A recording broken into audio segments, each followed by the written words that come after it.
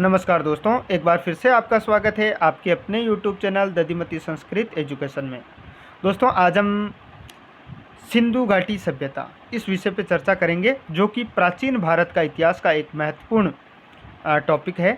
प्राचीन भारत के इतिहास में जब तक हम सिंधु घाटी सभ्यता को नहीं पढ़ते हैं, तब तक प्राचीन भारत का इतिहास अधूरा है। और ये एक ऐसी सभ्यता रही है भारत की, न सिर्फ भारत की बल्कि संपूर्ण विश्व की, जो प्राचीनतम सभ्यताओं में से एक मानी जाती है। तो धैर्यपूर्वक इस जो टॉपिक है उसका आप अवलोकन कीजिए, और यदि आपकी कोई क्यूरी है या आपको ये वीडियो कैसा लगा, ज़रूर से आप कमेंट बॉक्स में जाकर के कमेंट कीजिएगा। तो शुरू करते हैं आज का ये बहुत ही मोस्ट, क्योंकि प्रत्येक परीक्षा में सिंधु घाटी सभ्यता से संबंधित एक अथवा दो प्रश्न ज़रूर से पूछे जाते हैं, तो इसीलिए बहुत मोस्ट हो जाता है। और रीट, टेट, चाहे वो रीट हो, चाहे वो टेट हो, चाहे पटवार हो, चाहे एसआई हो, चाहे दिल्ली पुलिस हो, चाहे दिल्ली में आयोजित होने वाली शिक्षक प्रतियोगी परीक्षाएं हो, चाहे रेलवे हो, सभी के लिए ये जो विषय है बहुत ही मोस्ट हो जाता है। इसीलिए वीडियो को स्किप बिल्कुल भी मत कीजिएगा। वीडियो शुरू होने जा रहा है तो लाइक ज़रूर से कर दीजिए। वीडियो पूरा देखने के बाद अपने मित्रों के साथ ज़रूर से शेयर कीजिएगा, और चैनल पे यदि आप पहली बार पधारे तो सब्सक्राइब करके बेल आइकन ज़रूर से प्रेस कर दीजिएगा, क्योंकि शिक्षा और रोजगार से संबंधित वीडियो आपको समय समय पर मिलने वाले हैं। तो शुरू कर लेते हैं आज का ये वीडियो, प्राचीन भारत सिंधु घाटी सभ्यता। दोस्तों, ये जो सिंधु घाटी सभ्यता है विश्व की प्राचीनतम सभ्यताओं में से एक है। अर्थात जितनी भी जो, चाहे वो मेसोपोटामिया की सभ्यता है, चाहे वो मिस्र की सभ्यता है, चाहे वो कोई और सभ्यताएं रही हो, उन सभ्यताओं में ये प्राचीनतम सभ्यता है। बात कर लेते हैं इसके पहले बेसिक जानकारी के ऊपर। सबसे पहले 1826 की बात करते हैं, तो चार्ल्स मेसन ने सबसे पहले इस पर प्रकाश डाला।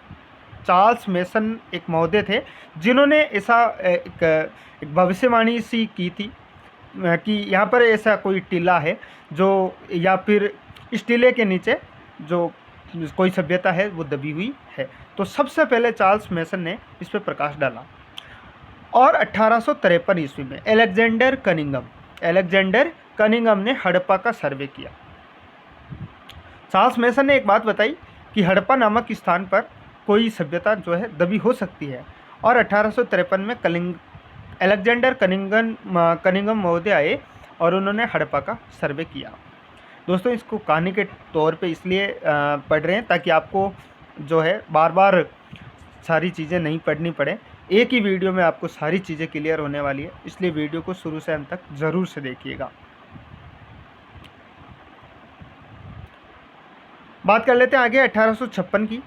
जॉन बर्टन और विलियम बर्टन, ये इनको बर्टन ब्रदर्स भी कहते हैं, लाहौर से कराची के मध्य रेलवे लाइन बिछा रहे थे। इन्होंने अनजाने में, इनको पता ही नहीं था, और वहाँ पर कुछ हड़प्पा की जो ईंटें थी उन्होंने इसमें प्रयोग किया था।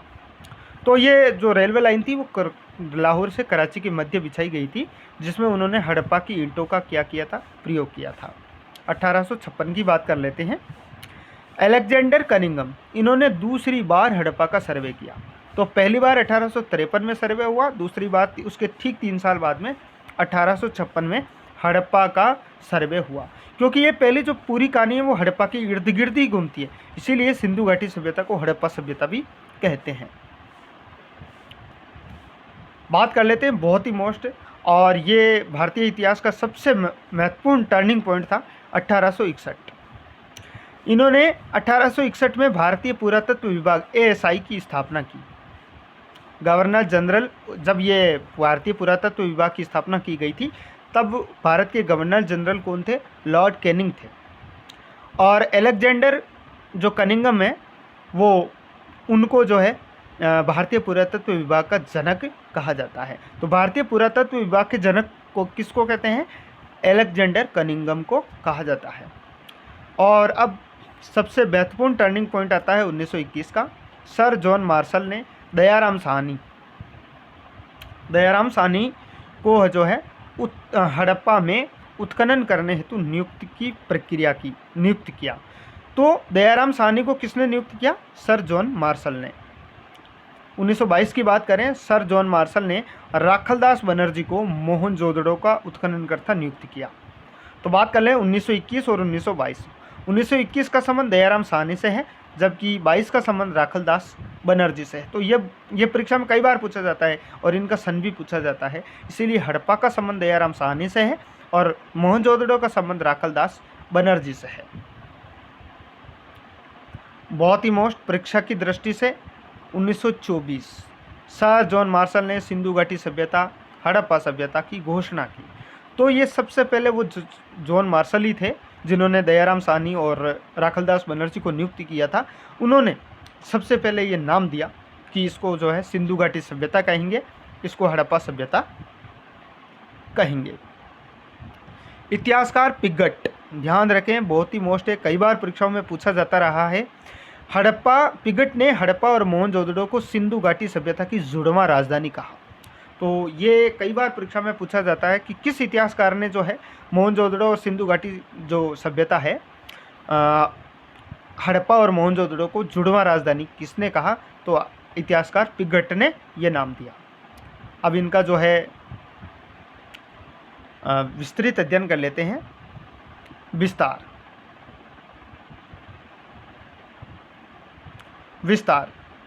ये विश्व की सबसे बड़ी सभ्यता है। यह लगभग 13 लाख वर्ग स्क्वायर, ध्यान रखें किलोमीटर स्क्वायर है यहाँ पर, वर्ग किलोमीटर क्षेत्र में फैली हुई है। यह भारत, पाकिस्तान, अफगानिस्तान में फैली हुई है। वो परीक्षा की दृष्टि से बहुत मोस्ट है, कई बार ये पूछा जाता रहा है कि ये सभ्यता कैसी है, वर्गाकार है, आयताकार है, त्रिभुजाकार है। तो ये जो सभ्यता है ये त्रिभुजाकार सभ्यता है। कैसी है? क्रैश कोर्स के रूप में हम इसको पढ़ रहे हैं एक एक पंक्ति को। तो ये त्रिभुजाकार व्यवस्था है। ध्यान रखें ये एक कांस्य युगीन सभ्यता है। कई बार परीक्षा में कैसी ये लोहे युगीन है या कांस्य युगीन है ना, ताम्र युगीन है। तो ये कांस्य युगीन सभ्यता कहलाती है। एक मैप की तरीके से हम देख लेते हैं। सबसे उत्तरी जो सिरा है वो मांडा कश्मीर में है, ये चिनाब नदी पर स्थित है। दक्षिण की यदि बात करें तो दईमाबाद, ये परवरा नदी पर है और वर्तमान महाराष्ट्र में स्थित है। पूर्व की यदि बात करें तो आलमगीरपुर है, हिंडन नदी के किनारे है और ये उत्तर प्रदेश में स्थित है। और पश्चिम की यदि बात करें तो सूत का गेडोर, ये बलूचिस्तान में स्थित है, दास्क नदी के किनारे स्थित है। तो इस तरीके से ये यहाँ पर अफ़गानिस्तान में भी इसकी जो है कुछ चीज़ें सिंधु घाटी सभ्यता से मिली हुई है। तो ये इस तरीके से आती है। तो ये त्रिभुजाकार के रूप में हमें दिखाई देती है। काल, तो दोस्तों अभी तक जो परीक्षा में पूछा जाता रहा है वो इसका जो सर्वमान्य काल माना गया है वो 2350 से 1750 ईसा पूर्व BC, यानी कि बिफोर क्राइस्ट, यानी कि ईसा पूर्व। तो ये अब तक कई बार परीक्षा में पूछा गया है और इसी को ये उत्तर माना गया है, क्योंकि पुरानी NCERT के अनुसार 2350 से 1750 ईसा पूर्व है। लेकिन अभी जो नई NCERT आई है उसके अनुसार 2600 से 1900 ईसा पूर्व इसका समय माना है। और सारगोन अभिलेख के अनुसार जो कि मध्य एशिया के हिसाब से 3250 से 2750 ईसा पूर्व इसका समय माना गया है। तो मान लेते हैं। तो दोस्तों यहाँ पर ये आपको तीनों ही तारीख याद रखनी है। सारगोन अभिलेख के अनुसार 3250 से 2750 ईसा पूर्व, और सर्वमान्य जो मत है पुरानी NCERT में भी जिसको माना गया था वो 2350 से 1750, और नई NCERT के अनुसार 2600 से 1900। और दोस्तों यदि इनमें से कोई सन देगा तो इन दोनों में से एक ही परीक्षा में सन आपको देखने को मिलेगा, इसीलिए ये दोनों ही सन याद रखने हैं। बात कर लेते हैं स्थलों की। सबसे पहला आता है हड़प्पा। इसकी जो स्थिति है वो मोंटगोमरी जिला, पाकिस्तान, पंजाब, वर्तमान पाकिस्तान में जो पंजाब है वहाँ पर ये स्थित है। इसमें कुछ स्थितियाँ चेंज हो गई है तो उस पर भी चर्चा कर लेते हैं। वर्तमान में साहिवाल जिले में स्थित है, रावी नदी के तट पर है। उत्खननकर्ता इसके दयाराम साहनी हैं। R37 कब्रिस्तान की यहाँ पर प्राप्ति हुई है। विदेशी कब्र भी यहाँ पर मिलती है हड़प्पा में। और यहाँ पर जो है इक्का गाड़ी, श्रृंगार पेटिका, स्वास्तिका निशान, हालांकि श्रृंगार पेटिका जो सौंदर्य प्रसाधन के जो सामान हैं वो और भी जगह से मिलते हैं, बात करेंगे उसके बारे में भी। लेकिन श्रृंगार जो पेटिका है वो हड़प्पा में मिली है। नदी के तट पर 12 अन्नागार मिलते हैं, 2 लाइनों में ये प्राप्त हुए हैं। पास में अनाज साफ करने के लिए चबूतरा मिलता है और श्रमिक आवास भी यहाँ पर प्राप्त होते हैं। बात कर लेते हैं बहुत ही मोस्ट दूसरे नंबर की, मोहनजोदड़ो। इसकी जो स्थिति है वर्तमान लरकाना सिंध पाकिस्तान में है, सिंधु नदी के तट पर स्थित है। उत्खननकर्ता इसके राखलदास बनर्जी हैं, आरडी बनर्जी के नाम से भी जाने जाते हैं, तो राखलदास बनर्जी। मोहनजोदड़ो का शाब्दिक अर्थ होता है मृतकों का टीला, ये सिंधी भाषा का शब्द है। विशाल स्नानागार यहाँ से प्राप्त हुआ है। स्नानागार की यदि स्थिति देखें तो 39 बाई 23 बाई 8 फीट इसकी समय हमें प्राप्त होता है। इसके उत्तर और दक्षिण में सीढ़ियाँ बनी हुई हैं। इसमें बिटुमिन्स का लेप किया गया है। इसके उत्तर दिशा में 6 वस्त्र बदलने के कक्ष हैं। मोहनजोदड़ो की ओर बात करें तो 3 तरफ बरामदे हैं, बरामदे के पीछे कई कक्ष बने हुए हैं। जलापूर्ति हेतु कुआं भी बना हुआ है। सीढ़ियों के साक्ष्य भी यहाँ से जो है हमें प्राप्त होते हैं। तो सीढ़ियों के साक्ष्य कहाँ से प्राप्त होते हैं? मोहनजोदड़ो से। प्रथम तल पर संभवतः पुरोहित रहते होंगे, संभवतः यहाँ की धार्मिक अनुष्ठानों का आयोजन किया जाता रहा होगा, ऐसा अंदाजा लगाया जाता है। सर जॉन मार्शल ने इसे तात्कालीन समय का आश्चर्यजनक इमारत भी कहा है। विशाल अन्नागार यहाँ पर प्राप्त हुआ है। महाविद्यालय के साक्ष्य यहाँ से प्राप्त हुए हैं। सूती कपड़े के साक्ष्य भी मिले हैं। हाथी का कपाल खंड मिला है। नर्तक की मूर्ति जो कि धातु की बनी हुई है, यह नग्न अवस्था में है। इसने एक हाथ में चूड़ी पहन रखी है, तो ऐसा लगता है जैसे ये कोई नर्तकी रही होगी। पुरोहित राजा की मूर्ति को ध्यान की अवस्था में है और इसने 16 ऑर्डर की है जिस पर कशीदाकार कार्य किया गया है। यहाँ से मेसोपोटामिया की मुहर भी प्राप्त हुई है। तो मोहनजोदड़ो से जो है में से में ऐसे याद रख सकते हैं, में से मोहनजोदड़ो, में से मेसोपोटामिया। तो मोहनजोदड़ो में मेसोपोटामिया की हमें मोहर प्राप्त होती है। बात कर लेते हैं तीसरे नंबर की, लोथल। स्थिति इसकी वर्तमान गुजरात में है, भोगवा नदी के किनारे है। उत्खननकर्ता इसके जो है ध्यान रखें SR राव रंगनाथन हैं, रंगनाथन राव। ये एक व्यापारिक नगर था। लोथल कैसा नगर था? व्यापारिक नगर था। यहाँ से गोदीवाड़ा डॉकयार्ड के साक्ष्य हमें प्राप्त होते हैं जो कि बंदरगाह के समकक्ष है। और यहाँ से सिंधु घाटी सभ्यता की सबसे बड़ी कृति हमें प्राप्त होती है। मनके बनाने का कारखाना मिला है। चावल के साक्ष्य मिले हैं। फारस की मोहर जो कि गोलाकार नुमा बटन नुमा में है वो हमें प्राप्त हुई है। घोड़े की मृण मूर्तियाँ हमें प्राप्त हुई है। चक्की के 2 पाठ यहाँ से प्राप्त होते हैं। और घरों के दरवाजे मुख्य द्वार पर खुलते हैं, एकमात्र स्थल है। यानी कि लोथल एकमात्र ऐसा स्थल है जहाँ के घरों के दरवाजे जो है मुख्य सड़क पर प्राप्त होते हैं। बात कर लेते हैं 4 नंबर पे, धोलावीरा। इसकी स्थिति वर्तमान गुजरात में है, भारत। उत्खननकर्ता रविंद्र सिंह बिष्ट है। यह शहर किसी नदी के किनारे स्थित नहीं है, तो एकमात्र शहर जो किसी भी नदी के किनारे स्थित नहीं है। यह शहर 3 भागों में विभाजित है, पूर्व, मध्य और पश्चिमी। और सबसे बड़ी बात, यहाँ से 16 कृत्रिम जलाशय प्राप्त हुए हैं। स्टेडियम के साक्ष्य भी मिले हैं। सूचना पट जो कि पुलिस युक्त है हमें प्राप्त हुआ है। चहुंदड़ो, ये सिंध पाकिस्तान में स्थित है। उत्खननकर्ता NG मजूमदार। इनकी हत्या डाकुओं के द्वारा कर दी गई थी। ये एक औद्योगिक नगरी थी। मनके बनाने के कारखाने यहाँ प्राप्त हुए हैं। और दोस्तों बहुत ही मोस्ट, यहाँ से ये जरूर ध्यान रखें, कई बार ये परीक्षा में पूछा जाता रहा है कि कुत्ते द्वारा बिल्ली का पीछा करने के साक्ष्य कहाँ से प्राप्त हुए हैं, तो वो चहुंदड़ो से प्राप्त हुए हैं। सुरकोटड़ा या सुरका गेदोर, सुरको कोटदा। स्थिति इसकी है गुजरात। घोड़े की हड्डियां, जीवाश्म क्या मिला है? जीवाश्म। हालांकि ये परीक्षा में पूछा जाता रहा है कि किसके जो है साक्ष्य बहुत कम मिलते हैं या वो अपरिचित थे सिंधु घाटी सभ्यता के लोग, तो वो घोड़े के ही थे। हालांकि सिंधु घाटी सभ्यता के लोगों को घोड़ों का ज्ञान नहीं था क्योंकि ऐसे कहीं भी साक्ष्य प्राप्त नहीं होते, केवल सुरकोटड़ा को छोड़कर। कुणाल, चांदी के 2 मुकुट यहाँ से प्राप्त हुए हैं, यही बहुत मोस्ट है। दईमाबाद, धातु का रथ यहाँ से मिलता है। राजौदी, गुजरात, हाथी के साक्ष्य यहाँ से प्राप्त हुए हैं। रोपड़, पंजाब, मनुष्य के साथ कुत्ते के दफनाने के साक्ष्य यहाँ से प्राप्त होते हैं। कालीबंगा, बहुत मोस्ट, एक खोपड़ी जिसमें 6 छेद किए हुए हैं, अर्थात इन लोगों को शल्य चिकित्सा का ज्ञान था। तो बात कर लेते हैं आगे इनकी नगर नियोजन। यह विश्व की प्रथम नगरीय सभ्यता थी। यह अपनी विशिष्ट नगर नियोजन के लिए प्रसिद्ध है। नगर 2 भागों में बटे हुए थे।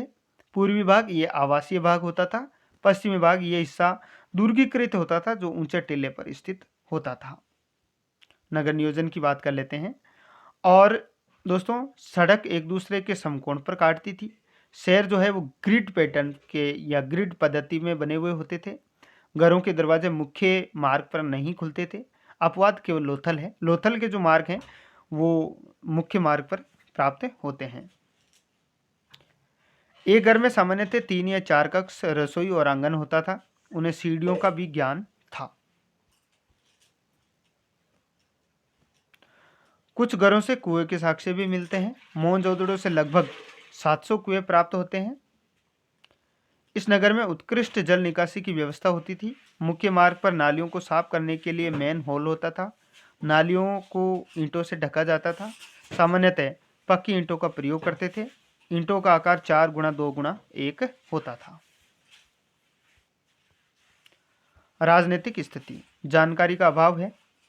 हालांकि ऐसा कहीं भी साक्ष्य नहीं मिलता है कि राजनीतिक की जो स्थिति है वो स्पष्ट हो। संभवतः जो शासन है वो पुरोहित वर्ग के हाथों में रहा होगा। संपूर्ण सिंधु घाटी की जो सभ्यता है वो प्रशासनिक व्यवस्था रही होगी, ऐसा हमें ध्यान होता है। सामाजिक स्थिति की बात करें तो मातृशतात्मक संयुक्त परिवार होते थे। समाज संभवतः 4 भागों में बटा हुआ था और ये 4 भाग थे: पुरोहित वर्ग, व्यापारी वर्ग, किसान वर्ग और श्रमिक वर्ग।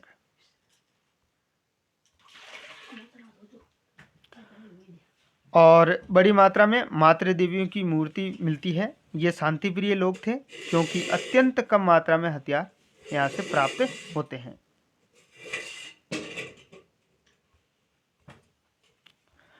बात कर लेते हैं आगे।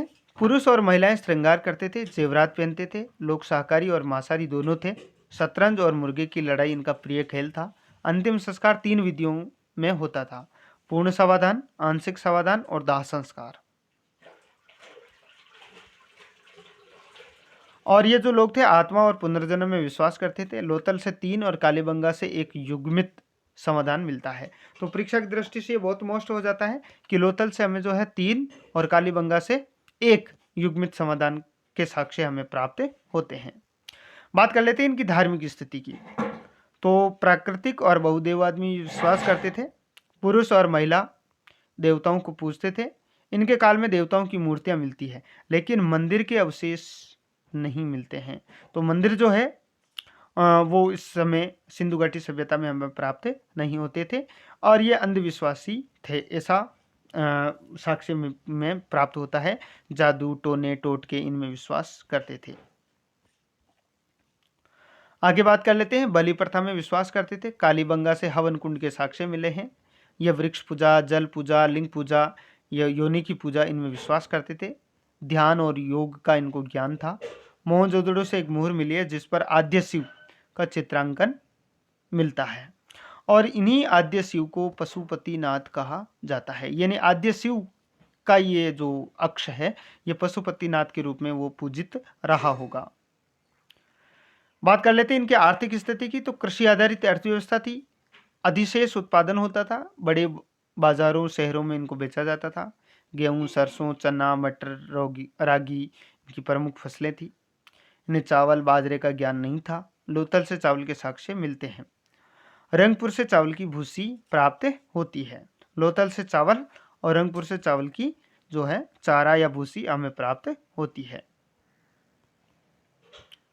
रंगपुर से उत्तर हड़प्पन स्थित है। सोर्तुगुई अब जो कि अफगानिस्तान में है, नेहरू के साक्ष्य प्राप्त होते हैं।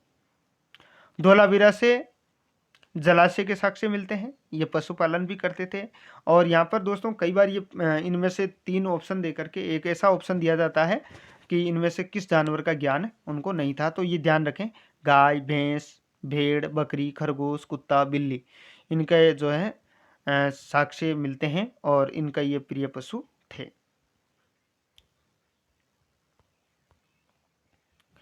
लेकिन ध्यान रखें, ऊंट, घोड़ा और हाथी से ये परिचित नहीं थे। विदेशी व्यापार होता था। सारगोन अभिलेख में सिंधु घाटी सभ्यता को मेलुहा कहा गया है। मेलुहा नाविकों का देश है। और मेलुहा हाजा पक्षी यानी कि मोर के लिए प्रयुक्त शब्द है, बहुत प्रसिद्ध है। सारगोन अभिलेख में कपास को सिंडन कहा गया है। सारगोन अभिलेख में कपास को क्या कहा गया है? सिंडन। कपास की विश्व में प्रथम खेती भारत में हुई। दिलमुन, बहरीन, आखोन, ओमान, मध्यस्थ ये कार्य करते थे। मुद्रा व्यवस्था का प्रचलन नहीं था। तो दोस्तों ये बिल्कुल ध्यान रखें कि मुद्रा जो प्रचलन व्यवस्था नहीं थी, यानी कि वस्तु विनिमय के द्वारा जो लेन देन होता था। सोने और चांदी का प्रयोग करते थे। लोहे से परिचित नहीं थे। लोहे से तो ये बिल्कुल परिचित नहीं थे, लेकिन तांबा और टीन को मिलाकर के इन कांस्य का जो है इस्तेमाल करते थे, इसीलिए इसको कांस्य युगीन व्यवस्था कहते हैं। बालाकोट वर्तमान पाकिस्तान से शंख उद्योग के अवशेष मिलते हैं। तो शंख उद्योग के अवशेष कहां से मिलते हैं? बालाकोट, पाकिस्तान से। बात कर लेते हैं लिपि की। इन्हें लिपि का ज्ञान था। भावचित्रात्मक लिपि थी, दाएं से बाएं लिखी जाती थी। और गोमूत्राक्षर, ये जो भावचित्रात्मक जो लिपि है, इसको गोमूत्राक्षर लिपि भी कहा जाता है। इसमें 375 से 400 भाव हमें प्राप्त होते हैं। लेकिन दोस्तों इसमें सबसे बड़ी बात यह है कि इसको अभी तक पढ़ा नहीं जा सका है। मूर्तियां और मोहरें, यहाँ से 3 तरह की मूर्तियां हमें प्राप्त होती है। धातु की, पत्थर की, मिट्टी की। मोहनजोदड़ो से नर्तकी की मूर्ति जो है धातु की है। दईमाबाद से धातु का रथ हमें प्राप्त होता है। और मोहनजोदड़ो से पत्थर की पुरोहित की यानी कि राजा की मूर्ति हमें मिलती है। टेराकोटा और मातृ देवियों की मूर्तियां हमें प्राप्त होती है। ज़्यादातर मोहरें सेल खड़ी की बनी हुई है और ज़्यादातर मोहरें चौकोर हुआ करती है। तो ध्यान रखें, ज़्यादातर जो मोहरें वो किस प्रकार की बनी हुई है? चौकोर। मोहरें वस्तुओं का गुणवत्ता और व्यक्ति की पहचान की द्योतक होती थी। मोहरों पर एक सिंगा, एक श्रृंगी, सबसे ज्यादा बेल हमें प्राप्त होते हैं। मोहनजोदड़ो व हड़प्पा से बड़ी मात्रा में मोहरें प्राप्त हुई है। कुबड़ वाला सांड के चित्र वाले जो मोहरें हैं वो हमें प्राप्त होती हैं। परीक्षा की दृष्टि से बहुत ही मोस्ट है और अलग अलग विद्वानों ने अलग अलग बातें बताई है कि इस सभ्यता के पतन के क्या कारण रहे होंगे। गार्डन चाइल्ड और मार्टिन व्हीलर के अनुसार आर्यों के आक्रमण के कारण। SR. Rao, sir John Marshall और मैके के अनुसार बाढ़। सर जॉन मार्शल के अनुसार प्रशासनिक शिथिलता।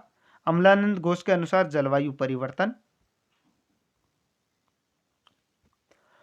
U.R. कैनेडी के अनुसार प्राकृतिक आपदा। और माधव स्वरूप वत्स के अनुसार नदियों ने अपना रूप बदल दिया होगा, इस वजह से इस सभ्यता का पतन हो गया होगा।